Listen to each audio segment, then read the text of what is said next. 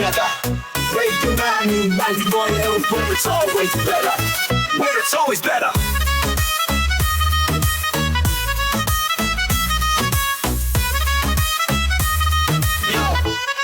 Yo, सुबह का सूरज या शाम का रंग, we bring you joy हर जुबान का धन. Community की बात हम हैं आपके साथ, let's spread the love. चलो मिल के साथ tune in, turn up, दिल से बात करो. Radio Manu 92 FM के साथ चलो. Every voice counts, हर लम्हा यहाँ. चलो बात करके देखते हैं, let's all shine on. Yo, let's all go.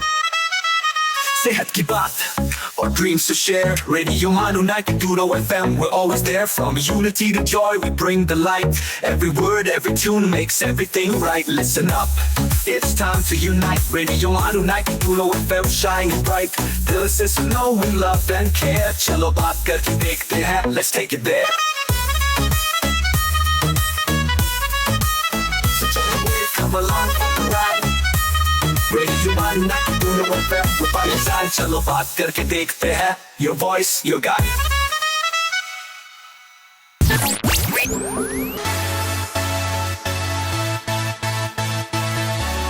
आप सुन रहे हैं रेडियो मानो 90.0 FM. चलो बात करके देखते हैं.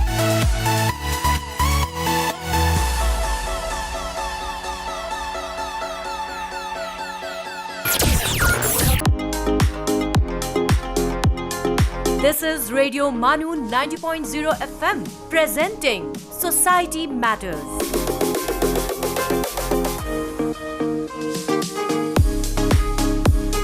दोस्तों आदाब, मैं हूं आपका दोस्त और होस्ट डॉक्टर मोहम्मद इम्तियाज़. रेडियो मानू 90.0 FM के इस ख़ास प्रोग्राम सोसाइटी मैटर्स में आप तमाम लोगों का खैर मकदम है, वेलकम है, स्वागत है. दोस्तों, जैसा कि आप लोगों को मालूम है कि सोसाइटी मैटर्स में हम लोग सोसाइटी के डिफरेंट एस्पेक्ट्स पर गुफ्तगू करते हैं और डिफरेंट और माहिरीन से आपको गुफ्तगू कराने की कोशिश करते हैं.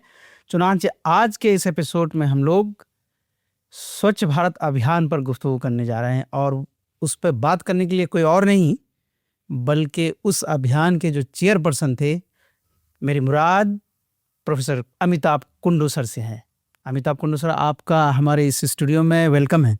धन्यवाद मुझे इस स्टूडियो में आपके इस प्रोग्राम में शामिल करने के लिए. जी, आपका बहुत बहुत शुक्रिया. इसलिए कि आप जैसी पर्सनालिटी अगर हमारे स्टूडियो में आए तो हमारे स्टूडियो का तो इज्जत बढ़ जाती है. मेरी भी खुशनसीबी है कि आपके साथ में गुफ्तगू कर रहा हूँ. नहीं, मैं अपने लिए खुशनसीबी समझ रहा हूँ सर. तो चलिए हम लोग गुफ्तगू करें की शुरुआत करेंगे, लेकिन मुख्तसरन प्रोफेसर कुंडू साहब को तो इंटरनेशनल लेवल पर लोग जानते हैं उनके सोशो इकोनॉमिक एक्सपर्टीज़ की वजह से, लेकिन थोड़ा बहुत आपके सामने बयान करना भी मुनासिब समझता हूँ. वो ये है कि आप प्रोफेसर JNU जवाहरलाल यूनिवर्सिटी में प्रोफेसर के हैसियत से रिटायर हुए.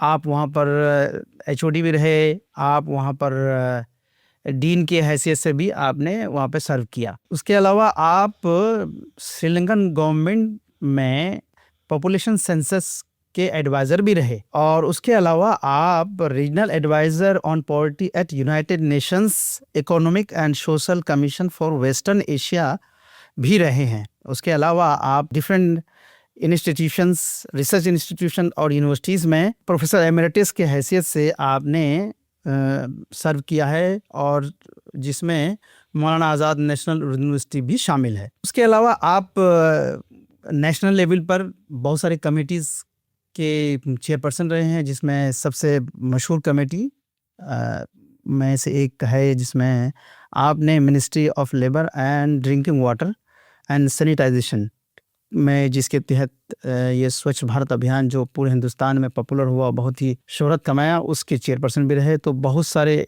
एडवाइजेज और बहुत सारे जो सजेशंस थे आपके थे. तो चलिए सर, हम लोग फिर गुफ्तगू की शुरुआत करते हैं. तो सबसे पहले आपसे यही जानना चाहेंगे कि आपका एक्सपीरियंस बहैसियत चेयरपर्सन कैसा रहा? इम्तियाज़ साहब, चूँकि ये एक यूनिवर्सिटी का चैनल है, मैं समझता हूँ अपने खुले दिल से थोड़ा इनफॉर्मल होके आपके एक्सपीरियंस बिल्कुल 2014 की बात है जब केंद्र में सरकार बदली जी, और आपको पता है कि जवाहरलाल नेहरू यूनिवर्सिटी में एक मिक्स रिएक्शन था चेंज ऑफ रिजीम का.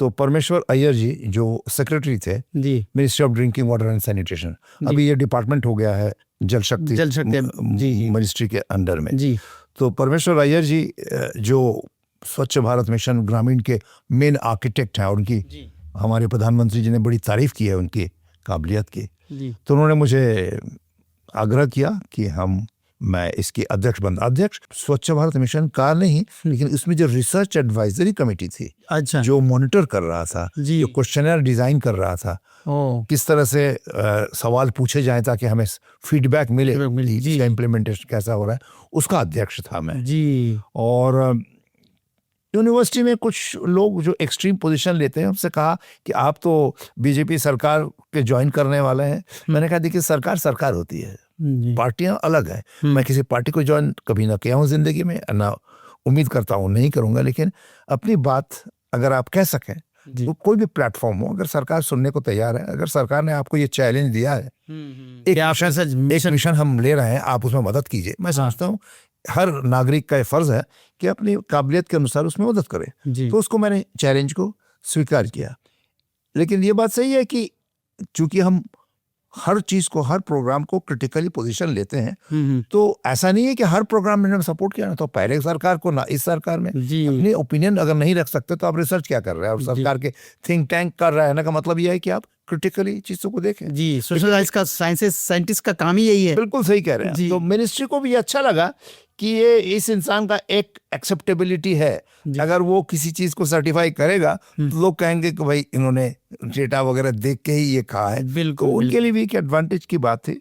तो हमने मिशन को ज्वाइन किया, लेकिन मैंने जैसे देखा कि इस मिशन में जी 2 इम्पोर्टेंट कंपोनेंट है।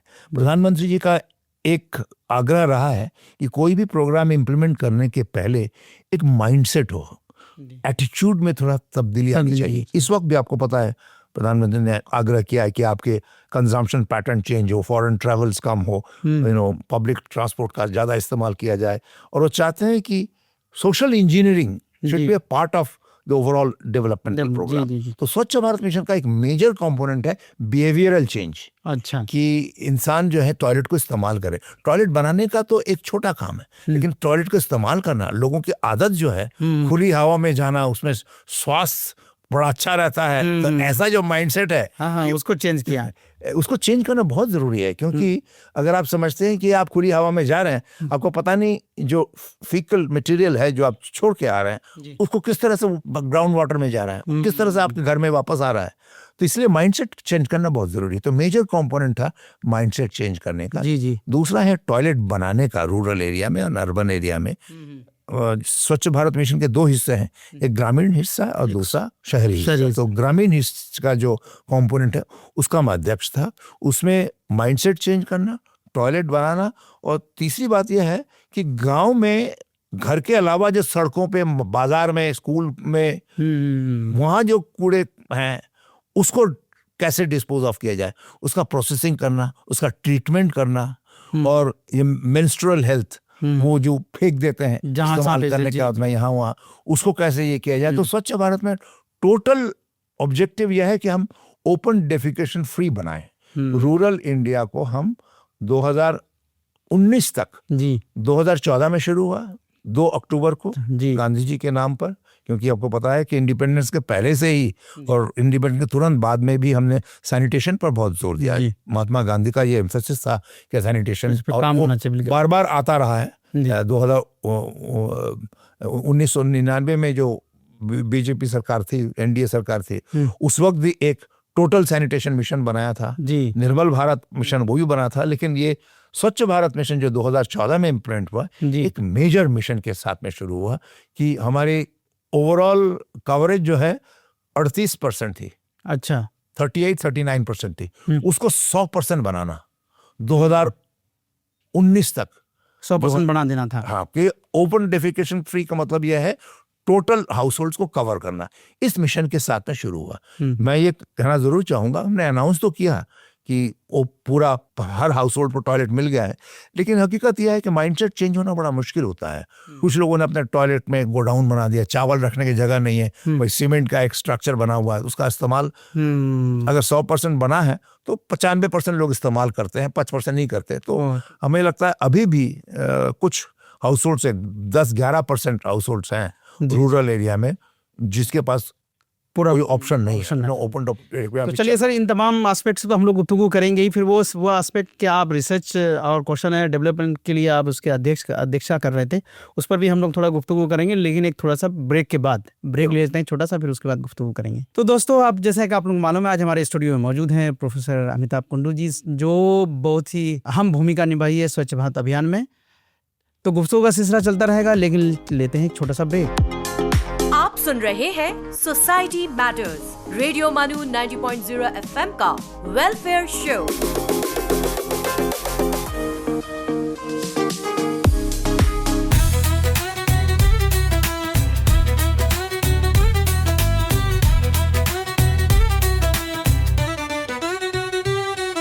आप सुन रहे हैं रेडियो मानू 90.0 FM, एक community radio station. So join the wave, come along for the ride. Radio Manu 90.0 FM, we're by your side. चलो बात करके देखते हैं. Your voice, your guide.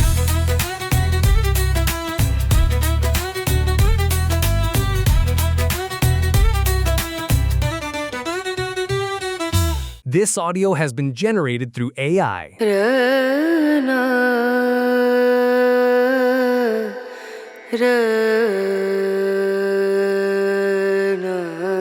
This is Radio Manu 90.0 FM. Let's listen to the Mindful Minute.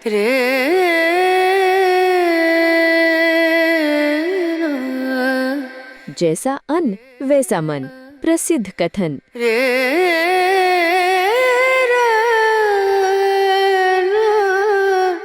वक्त, एतबार और इज्जत ऐसी चीजें हैं जो एक बार खो जाएं तो वापस नहीं आती। मशहूर call.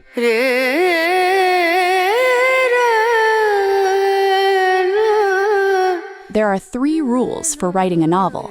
Unfortunately, no one knows what they are. W. Somerset Maugham. ये है रेडियो मानू 90.0 FM। आप सुन रहे थे द माइंडफुल मिनट।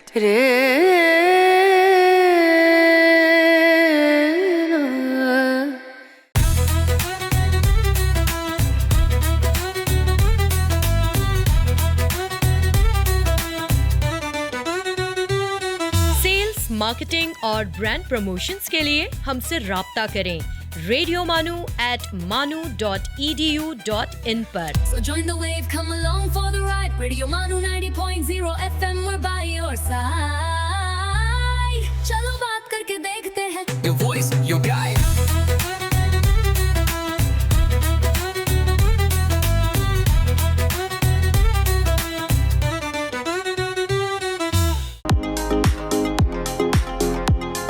आप सुन रहे हैं सोसाइटी मैटर्स, रेडियो मानू 90.0 FM का वेलफेयर शो।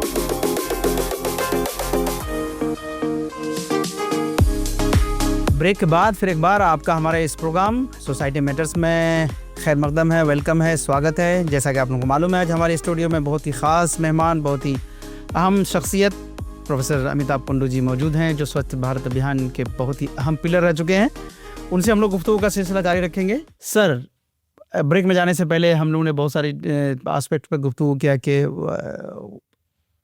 जो स्वच्छ भारत अभियान था उससे शुरू होने से पहले जो परसेंटेज था 29 या 30% ऐसे कुछ तक था, लेकिन उसके बाद जो इम्प्रूवमेंट हुए और जो आप डाटा पेश कर रहे हैं, तो वो डाटा कितना रिलायबल है जी, इस पर आप कुछ कहना चाहिए? ये बहुत अच्छा सवाल है, क्योंकि जनरली लोगों के दिमाग में है कि सरकारी आंकड़े जो हैं वो रिलायबल नहीं होते। सरकार अपने इमेज को प्रोजेक्ट करने के लिए आंकड़े पब्लिक डोमेन में लाती है, अपने वेबसाइट पे देती है।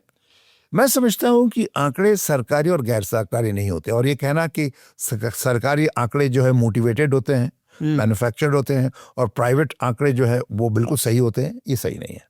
बहुत सारे प्राइवेट एजेंसीज हैं जो विशेष उद्देश्य से काम करते हैं, किसी मोटिवेशन से काम करते हैं, बिल्कुल। उसमें उनकी बायसेस झलकती हैं। सरकारी आंकड़ों में भी ये सही है कि अगर कोई जैसे मिनिस्ट्री एनसीईआरटी से अगर एजुकेशन का डेटा लें कि कितना टीचर जाते हैं, कितना अटेंडेंस होता है, कितने स्टूडेंट एनरोल्ड हैं, तो उनकी टेंडेंसी होगी कि अच्छा दिखाएं।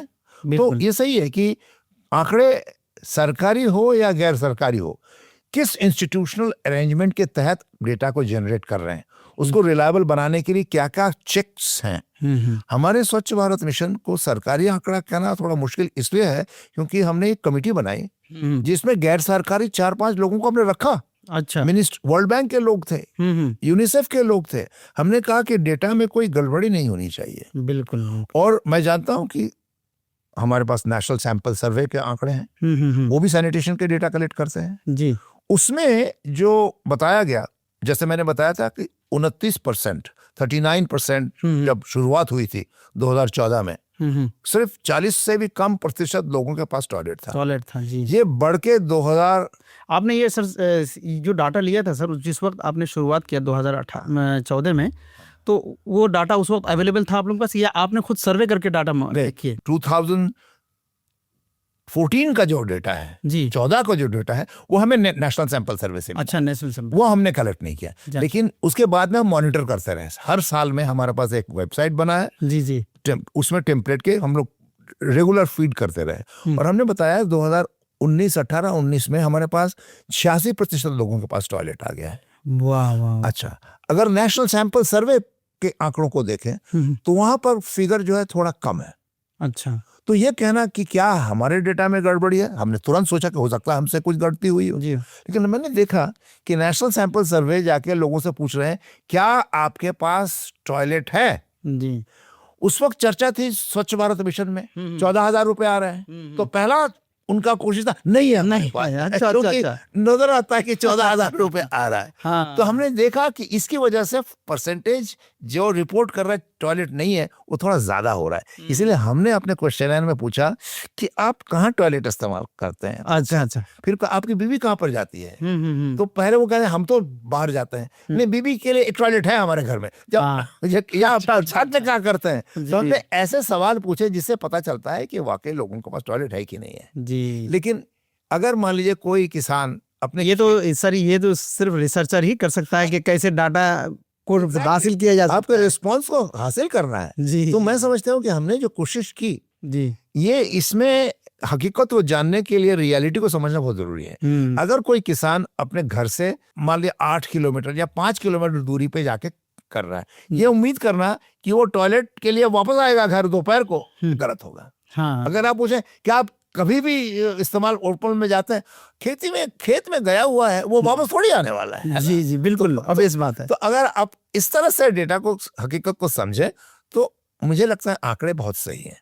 लेकिन जब 2019 आ गई और कहा कि भाई अब तो ओपन डेफिकेशन फ्री इंडिया में, सबके घर में टॉयलेट आ गया, सब इस्तेमाल कर रहे हैं, तब मुझसे कहा गया, तो मैंने कहा देखिए आदत बदलने में वक्त लगता है। अगर है सबके पास तो सब लोग इस्तेमाल नहीं कर रहे हैं, क्योंकि कुछ लोग ऐसा है कि अपने टॉयलेट में करना ही अनहेल्दी समझते हैं। सत्य, हमें बाहर जाने ज्यादा अच्छा लगता है। अच्छा। हम वो माइंडसेट अभी भी कुछ लोग आपके डाटा में आया, 5% लोगों के पास है। कुछ लोगों ने अब उस वक्त जब आया था कि टॉयलेट है, हाँ कह दिया, लेकिन 3 महीने के बाद में उसमें खराबी आ गई।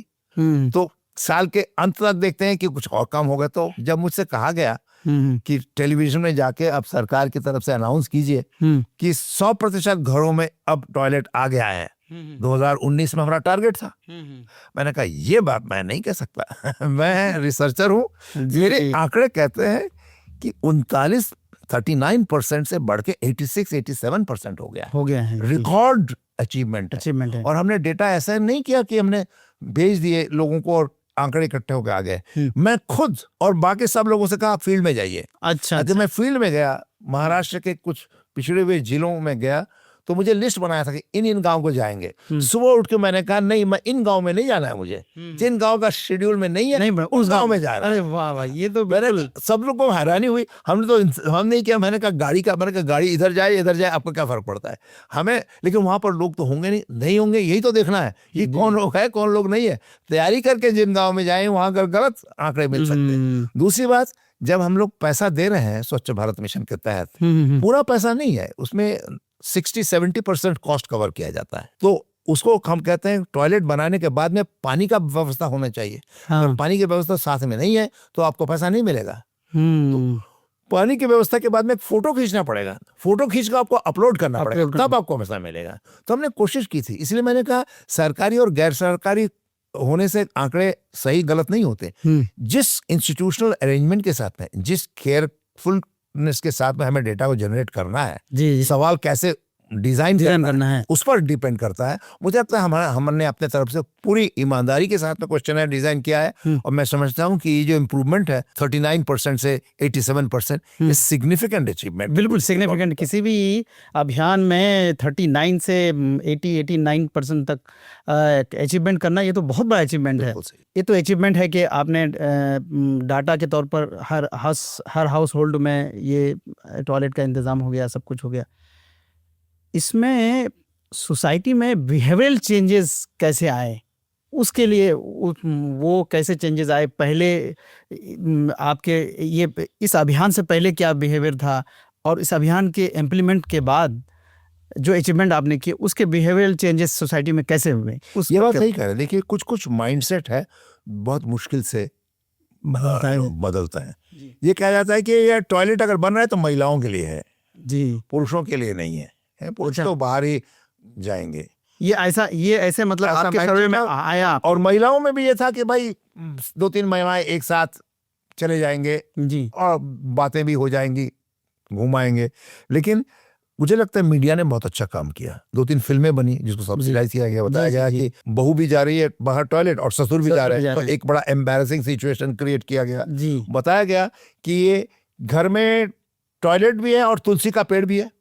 एक कैसे हो सकता है? जिस घर में लक्ष्मी है उसी घर के प्रांगण में एक टॉयलेट भी बना हुआ है। तो इन सारे माइंडसेट को तोड़ना बहुत जरूरी है, और ये बताना कि आपके घर के टॉयलेट से एक तो प्राइवेसी, डिग्निटी जी ऑफ वुमन, ये बहुत इंपॉर्टेंट चीज। जी। लेकिन उससे भी ज्यादा इंपॉर्टेंट चीज मुझे लगता है infant mortality rate, maternal mortality rate, उसमें काफी तेजी से गिरावट आई है। अच्छा। घर में टॉयलेट होने की वजह से गांव के ओवरऑल सैनिटेशन इंप्रूव किया जी, और एक WHO का आंकड़े हैं, यूनिसेफ में भी उसमें कंट्रीब्यूट किया है जी, कि 2014 से 2019 के बीच में जी जो नंबर ऑफ चाइल्ड, जो बच्चे जो डायरिया से मर गए, डायरिया तो बेसिकली इसी से होता है ना कि आपके फीकल मटेरियल, आपके जो टॉयलेट्स की सामग्री जो पानी से मिल जाता है जी, वो उसमें करीब 3.5 लाख मृत्यु जो है बच गए।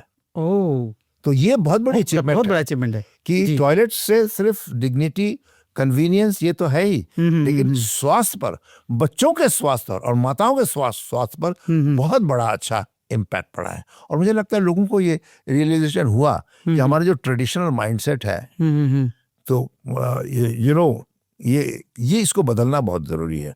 इसीलिए हम लोग NSS में चर्चा करते हैं कि पहले जमाना था जो जब घर में खाना बाहर पकाना को घर के साथ में नहीं रखना चाहिए। अच्छा। लेकिन आज ये आजकल हो रहा है, शहरों में तो है ही, शहरों में तो बिल्कुल है, बाहर खाना घर में पकाना होटल में खाना खाए। तो ये रूरल एरिया में भी ये महसूस किया जा रहा है कि टॉयलेट के घर में रहने से कन्वीनियंस तो है ही, बरसात हो रही है, लेकिन ये सोचना कि घर में टॉयलेट होने का मतलब ओपन डेफिकेशन फ्री का मतलब ये है कि खेत में जाके फिर घर वापस आए टॉयलेट, ये पॉसिबल नहीं है। अगर आपका ये डेफिनेशन है और इसी तरह से आप डेटा कलेक्ट कर रहे हैं तो गलत होगा। आपको अलाउ करना पड़ेगा कि खेत से कोई घर में आके दोपहर को टॉयलेट के लिए नहीं आएगा। तो सर बहुत अच्छी बात है, आपसे तो गुफ्तगू करके हम लोगों को मन कर रहा है कि और भी गुफ्तगू करते हैं, लेकिन कुछ एक छोटा सा ब्रेक ले लेते हैं। ब्रेक के बाद फिर गुफ्तगू का सिलसिला जारी रखेंगे। तो दोस्तों लेते हैं छोटा सा ब्रेक के बाद फिर प्रोफेसर अमिताभ कुंडू जी सर से गुफ्तगू का सिलसिला जारी रखेंगे। आप जाएं नहीं कहीं, सुनते रहिए रेडियो मानू 90.0 FM। You're listening to Society Matters, Radio Manu 90.0 FM's Welfare Show.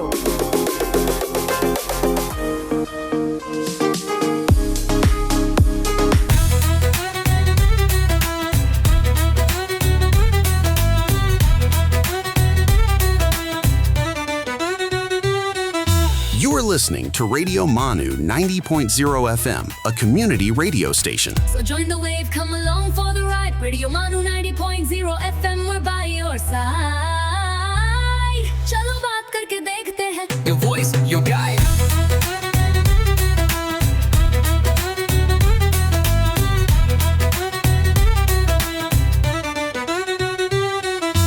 This audio has been generated through AI.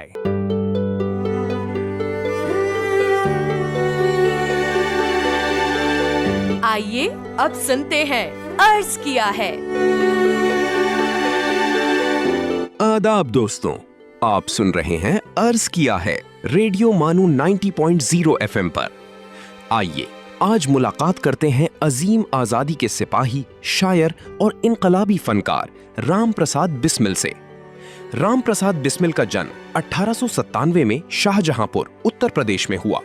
वो हिंदुस्तान की आजादी की तहरीक के नुमाया रहनुमा थे, लेकिन बहुत कम लोग जानते हैं कि वो उर्दू और हिंदी दोनों जुबानों के अच्छे शायर भी थे. उन्होंने अपने तखल्लुस बिस्मिल से वतन परस्ती, कुर्बानी और आजादी के जज्बे को अपनी शायरी का मरकज बनाया. राम प्रसाद बिस्मिल की शायरी में हुब्बे वतन, खुददारी, हिम्मत और कुर्बानी का पैगाम मिलता है. उनके अल्फाज नौजवानों में हौसला, उम्मीद और मुल्क से मोहब्बत का जज्बा पैदा करते हैं. आइए उनका एक मशहूर शेर सुनते हैं. इलाही खैर वो हरदम नई बेदात करते हैं, हम ही तोहमत लगाते हैं जो हम फरियाद करते हैं. और एक और दिल को छू लेने वाला शेर मुलाहिजा हो. हम भी आराम उठा सकते थे घर पर रहकर, हमको भी पाला था माँ बाप ने दुख सह सहकर. राम प्रसाद बिस्मिल की जिंदगी और शायरी दोनों हमें ये पैगाम देती हैं कि इंसान को सच्चाई, आजादी और इंसाफ के लिए हर कुर्बानी देने के लिए तैयार रहना चाहिए. उनका कलाम आज भी वतन से मोहब्बत और इंसानी हिम्मत की रोशनी फैलाता है. उर्दू और हिंदुस्तानी अदब में राम प्रसाद बिस्मिल का नाम एक ऐसे शायर के तौर पर याद किया जाता है जिसके अल्फाज और अमल दोनों एक ही पैगाम देते हैं, हुब्बे वतन और कुर्बानी. इसी के साथ दीजिए इजाजत, फिर मुलाकात होगी एक और नुमाइंदा अदबी शख्सियत के साथ. आप सुन रहे थे अर्ज किया है सिर्फ रेडियो मानू 90.0 FM पर. खुदा हाफिज.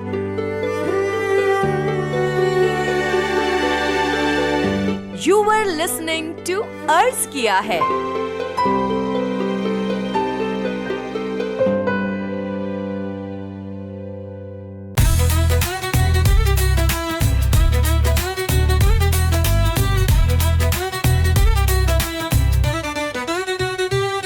For sales, marketing and brand promotions, write to us on Radio Manu at manu.edu.in. So join the wave, come along for the ride. Radio Manu 90.0 FM, we're by your side. चलो बात करके देखते हैं. Your voice, your guide.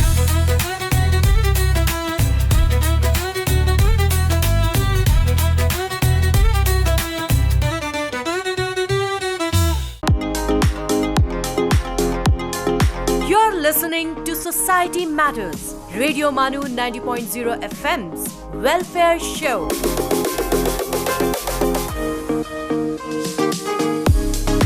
Break के बाद फिर एक बार आपका हमारे इस प्रोग्राम सोसाइटी मैटर्स में खैर मकदम है, वेलकम है, स्वागत है. जैसा कि आप लोगों को मालूम है, आज हमारे साथ बहुत ही अहम और बहुत ही मशहूर हस्ती प्रोफेसर अमिताभ कुंडू सर हैं, जो स्वच्छ भारत अभियान के करता धरता थे. उन्होंने बहुत ही वो डाटा पर आप साथ बातचीत कर रहे हैं. सर, हम लोग इससे पहले उसके बिहेवियरल चेंजेस और उसके इम्प्लीमेंटेशंस और उसके आंकड़े पर उन्होंने बातचीत किया. इस इम्प्लीमेंटेशन में आपको कुछ चैलेंजेस भी सामना करना पड़ा, जो जिसको आप लोगों ने, जिस बैरियर्स को आप लोगों ने तोड़ा? ये तो सही है कि जब मैं चेयरमैन था तो मुझे काफ़ी फीडबैक आते थे जी, गांव से भी, जिलों से भी.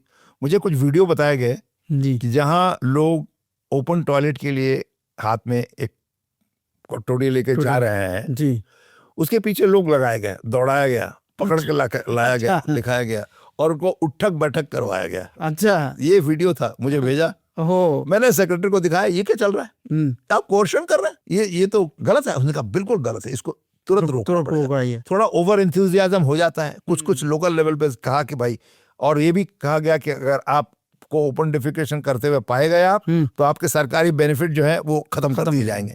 ये सब अफवाहें थी. और मैंने कहा बिहेवियरल चेंज मोदी जी ने कहा ये होना जरूरी है और ये होगा, लेकिन ओवरनाइट नहीं होगा। और इतना आप कोर्शन मत कीजिए, लोगों को पकड़ के उठक बैठक करवा रहे हैं, ये बात सही नहीं है। तो उन्होंने तुरंत ऑर्डर जारी किए कि ऐसा नहीं होना चाहिए।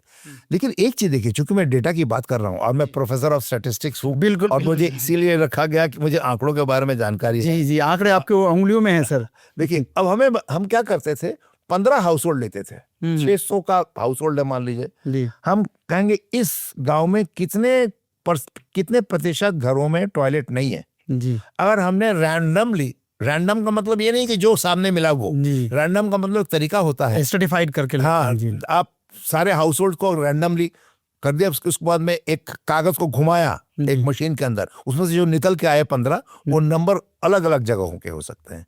तो वो करके 15 में से मान लीजिए आपको 3 हाउस होल्ड मिले जी, ठीक है ना, कितना परसेंट हो गया? 20% हो गया जी। तो हम मानेंगे कि 3 घरों में नहीं मिला, तो 20% घरों में नहीं है टॉयलेट जी, क्योंकि 15 में से 3 मिले जी। अगर मान लीजिए 15 में से 5 मिलते तो 1/3 घरों में टॉयलेट नहीं है जी। ये हमने स्टैंडर्ड तरीका बनाया था। लेकिन गांव में जाने के बाद में, जो मैं 5-6 गांव में गया, पता चला कि इससे बेहतर तरीका ये है कि सरपंच से बैठे, वहां पर टीचर से बैठे, 5-6 लोगों से बैठ के अगर आप बनाए, वो कहता है वो फला चाचा के पास नहीं है, अरे उनका बेटा अभी आने वाला है तब बनाएंगे, तो आपको लिस्ट खुद बन जाएगा। बिल्कुल। अगर 300 घर है तो अगर 3-4 लोगों से बैठे तो वो आपके जो रैंडम डेटा से जो निकलता है उससे ज्यादा डेटा मिलेगा, क्योंकि गांव में ये सोशल कैपिटल जो इन्फॉर्मेशन है वो है नहीं, वो हम लोग इस्तेमाल नहीं करते। तो मैंने देखा कि जो हम स्टैंडर्ड यूनिवर्सिटी में रैंडम सैम्पलिंग प्रोसीजर, टेस्टिंग, फला ढमका वो करते हैं, उससे बेहतर यह है कि लोकल सोशल कैपिटल को इस्तेमाल करके हम लिस्ट बनाएं। तो हमने दोनों किया कि हमने एक तो रैंडम सैंपल से भी निकाले और फिर 4-5 लोगों से बैठ के हमने देखा, और सबने कहा कि ये जो दूसरा वाला लिस्ट जो बना है वो ज्यादा रिलायबल। तो मैं समझता हूँ कि ये जो, लेकिन सर ये आइडिया आपको आया कहाँ से, कैसे ये आपने आइडिया दिमाग में आया कि आप बिल्कुल गाँव में जाएं, फिर इतना पॉसिबल कैसे हुआ पूरा, चूंकि गाँव तो इतना।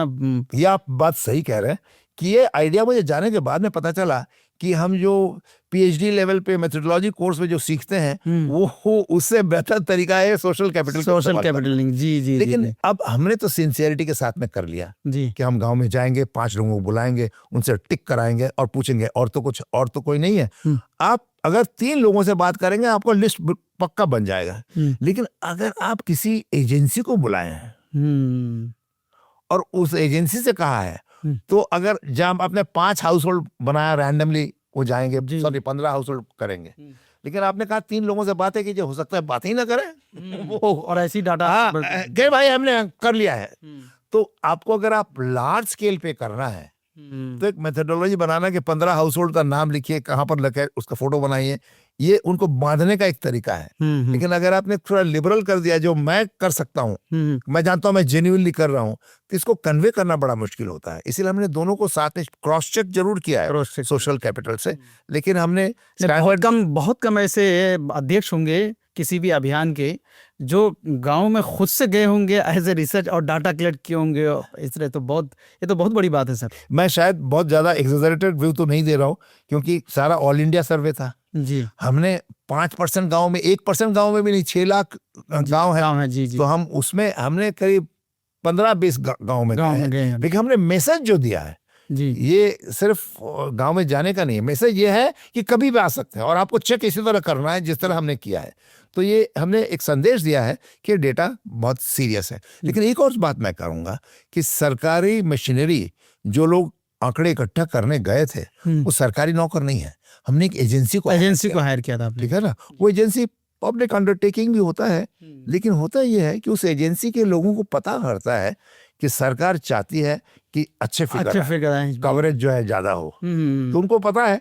अब मैं तो बार बार कहता हूँ भैया हमें सही आंकड़े चाहिए, लेकिन उनको पता है कि सरकारी अफसर जो है वो शायद थोड़ा हायर लेवल पे चाहेंगे, और चेक जो साइन करता है वो तो मैं नहीं करता ना, वो तो सरकारी अफसर करते हैं। तो वो जो उनकी आंखों की तरफ देखते हैं कि अगर एक बार किसी सरकारी अफसर ने कह दिया आपने बड़ा कम फिगर दिया, आपने शायद ठीक से गांव में गए नहीं है, तो ये एक मैसेज कहते ही वो आंकड़े थोड़े ऊपर होने लगते हैं। इसलिए बहुत जरूरी है जब हम हायर कर रहे हैं किसी प्राइवेट एजेंसी को, जी उनको हम पूरी तरह बताएं कि हम डिस्पैशनेट जवाब चाहते हैं, जी हम ना तो ऊपर ना नीचे चाहते हैं, हम सही आंकड़ों की रिपोर्टिंग चाहते हैं। यही मैसेज हमने देने की कोशिश की। बिल्कुल, बहुत अच्छा सर, बहुत अच्छा।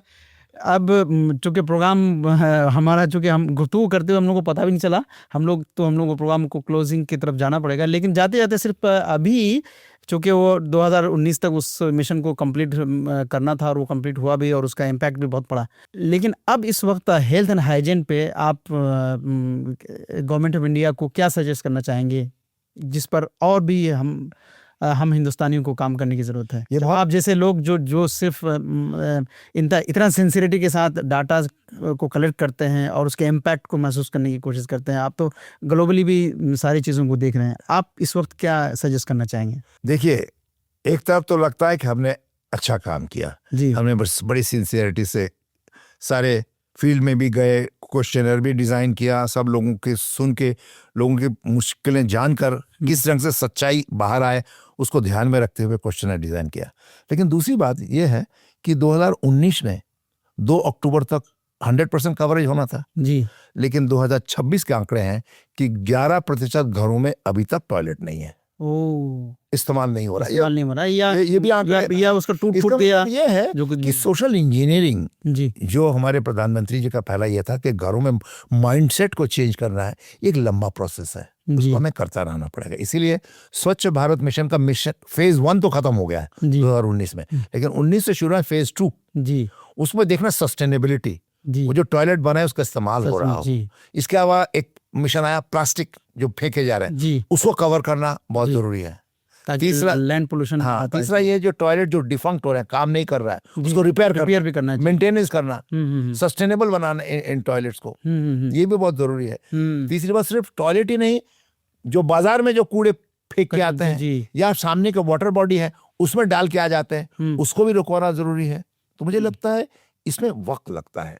तो ये कहना कि भाई अभी तक 11% में नहीं है, इसमें चिल्लाने की बात नहीं है। मुझे लगता है कि समझना बहुत जरूरी है कि सोशल इंजीनियरिंग एक लंबा प्रोसेस है। टॉयलेट बनाने से ज्यादा इम्पोर्टेंट है कि लोगों के माइंडसेट को चेंज करना, उसमें प्रोसेस जारी है। ये सेकंड फेज में स्वच्छ भारत मिशन का पार्ट 2 जो है, स्टेज 2, उसमें ये कोशिश कर रहा है कि इस टॉयलेट जो बने उसको सस्टेनेबल बनाया जाए, उसका इस्तेमाल हो, उसके रिपेयर एंड मेंटेनेंस हो, और टॉयलेट के आसपास भी जो प्लास्टिक या दूसरी चीजें जो डिस्पोज ऑफ करते हैं उसको हम लोग कंट्रोल कर पाए। जी जी जी, बहुत बहुत शुक्रिया सर, बहुत शुक्रिया।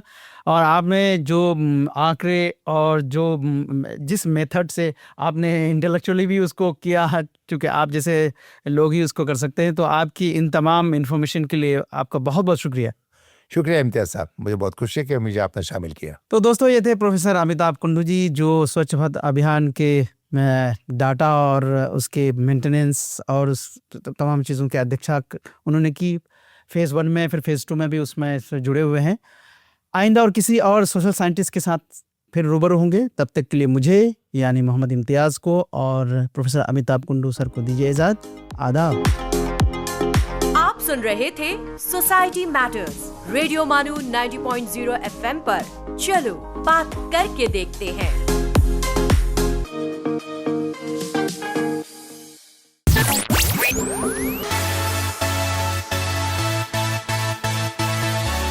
दिस इज रेडियो मानू 90.0 FM। चलो बात करके देखते हैं।